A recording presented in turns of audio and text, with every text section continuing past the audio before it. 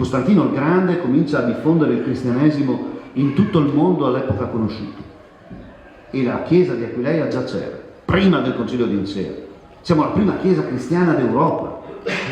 Perché non lo raccontano a scuola? È grave che non lo raccontino a scuola. E quel pavimento di mosaici è una meraviglia cosmica.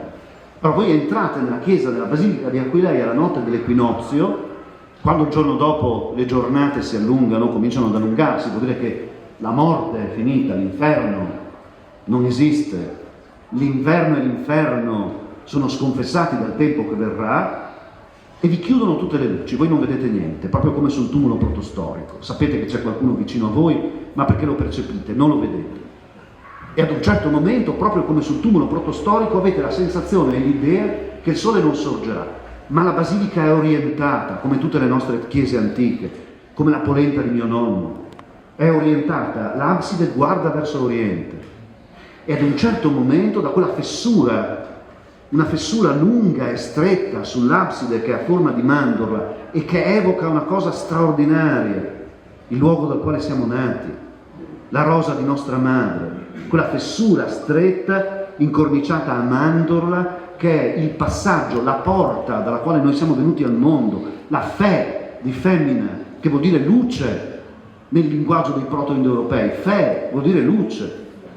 La nostra madre ci porta alla luce perché femmina vuol dire luce, e da lì vedi entrare la luce, e la prima cosa che si illumina sul pavimento e sul mosaico sono 4 facce di donna.